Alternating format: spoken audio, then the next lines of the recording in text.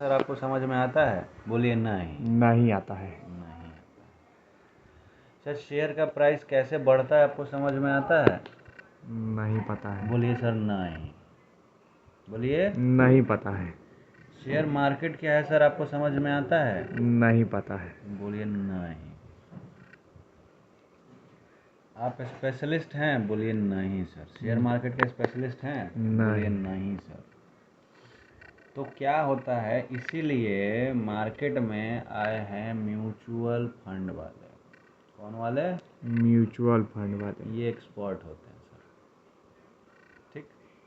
आप क्या करते हैं, अपना पैसा, अपना ये पैसा इनको देते हैं और ये क्या करते हैं, इस मार्केट में पैसा लगाते हैं आपके बिहाफ पे, आपके बिहाफ पे।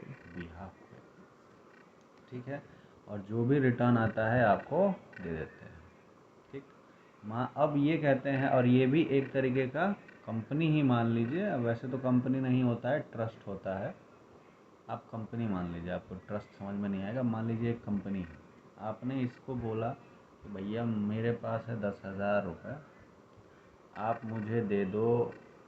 अब जब आप ये 10,000 रुपये आप ले लो और आपको जहाँ लगाना है वहाँ लगाओ, मुझे रिटर्न आप कितना दोगे। ये ऐसा कोई फिक्स रिटर्न नहीं होता है।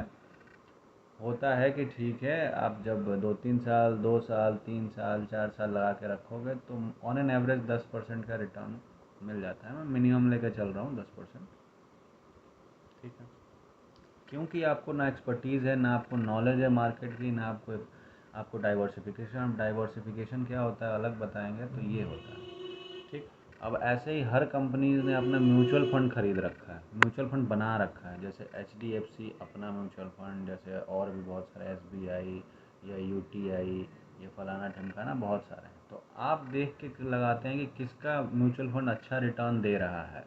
ठीक है, किसका म्यूचुअल फंड अच्छा रिटर्न दे रहा है। ठीक है। म्यूचुअल फंड वाले जब ये पैसा लगाते हैं तो अपना कुछ खर्चा वर्चा काट के फिर ही आपको पैसा देते हैं। तो इसीलिए जब आपको दिमाग नहीं लगाना है कि कौन सा पैसा कहाँ कहाँ डालूँ, कौन से शेयर में डालूँ, कौन सा शेयर बढ़ेगा, कौन सा शेयर घटेगा, तो चुपचाप आप क्या करिए, म्यूचुअल फंड खरीद लीजिए। म्यूचुअल फंड वाले अपना दिमाग लगाएंगे और वो पैसा आपको आज से 2 साल, 3 साल, 4 साल बाद दस वापस परसेंट दे करेंगे। देगा। वापस क्या, आप बेच दीजिए। ठीक है। ठीक है सर। अब इसमें रिस्क इसलिए कम होता है, रिस्क इसलिए कम होता है क्योंकि ये डिमांड सप्लाई पे नहीं होता है। म्यूचुअल फंड डिमांड सप्लाई का गेम नहीं है। डिमांड सप्लाई से ही, डिमांड जब ज़्यादा होगी तो सब, डिमांड जब ज़्यादा होगा तो प्राइस क्या होगा, बढ़ेगा। बढ़ेगा। और डिमांड जब कम होगा तो प्राइस घटेगा। घटेगा। ठीक है।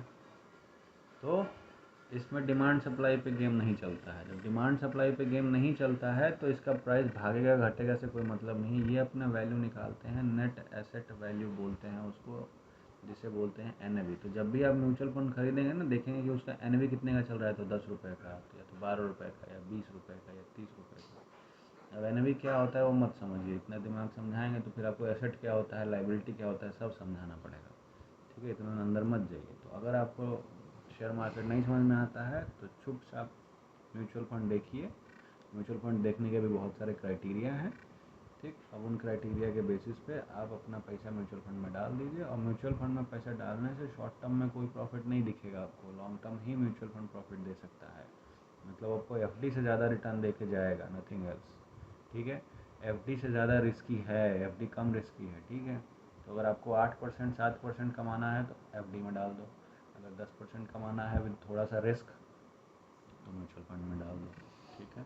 तो FD में डालने से हमारा नुकसान थोड़ी ना होगा। FD में डालने से रिस्क ही नहीं है ना, और रिस्क फ्री सिक्योरिटी बोलते हैं उसको, ज़ीरो रिस्क। FD में ज़ीरो रिस्क, अनलेस अनटिल कुछ बहुत ही एक्सेप्शनल चीज़ ना हो जाए, फिर पूरा इंडिया ही जलने लग जाए, तब तो बैंक का पैसा गया। तो ज़ीरो रिस्क मान के चलते हैं। लेकिन म्यूचुअल फंड में रिस्क होता है सर। आप देखेंगे कभी म्यूचुअल फंड खरीदेंगे तो महीने के 15 दिन, 20 दिन या 30 दिन या 2-3 महीने में कभी डाउन में ही होगा। 10,000 लगाया था और 9,000 हो गया है, तो आप डरेंगे और इसको बेच देंगे कि निकलो नहीं तो और लॉस होगा। मत करिएगा ऐसा, ऐसा नहीं करने का। आप EMI पे पैसे डाल सकते हैं, कुल डालते मिला रहिए, के इसको डालते लगा रहिए, के डालते 1-2 साल छोड़ देना है। कम से कम 2 साल छोड़ दीजिए तो आपको 10% रिटर्न देगा विद हाई चांसेस कि आपको 10% return, there is high chances, probability is high कि 10% रिटर्न तो आपको देगा ही देगा। ठीक। अब बहुत सारे म्यूचुअल फंड होते हैं, गोल्ड का भी म्यूचुअल फंड होता है, ऐसे म्यूचुअल फंड जो गोल्ड में पैसा लगाते हैं, ऐसे म्यूचुअल फंड जो सिल्वर में पैसा लगाते हैं, ऐसे म्यूचुअल अब म्यूचुअल फंड देखिएगा तो दो तीन चीज़ देखिएगा कि डायरेक्ट लिखा हो, किसी भी म्यूचुअल के फंड क्या लिखा हो, डायरेक्ट लिखा हो। ग्रोथ, ये लिखा हो, उन्हीं म्यूचुअल फंड में पैसा लगाने का। दूसरी बात, एक्सपेंस रेशियो आप देखेंगे किसी भी म्यूचुअल फंड में, एक्सपेंस रेशियो जितना कम हो, ठीक, एक्सपेंस रेशियो जितना कम हो उतना अच्छा है। अब रिटर्न तो आप देख ही लेंगे कि हाई है तो वही लगाऊंगा, ठीक। एक्सपेंस रेशियो जितना कम हो उतना अच्छा है, ठीक है। एग्ज़िट, अब आपको एग्ज़िट करने के लिए क्या उसका टाइम बाउंडेशन है, ये सब भी देख लीजिए, तो ये चीज़ें आपको देखनी है। इसके अलावा जब तक ये आपके म्यूचुअल फंड के आगे डायरेक्ट ग्रोथ नहीं लिखा है, उसके अलावा कहीं पैसा नहीं लगाने का, समझिए। जी। दिस इज़ म्यूचुअल फंड, तो आप अपना पैसा लगाइए, मज़ा करिए।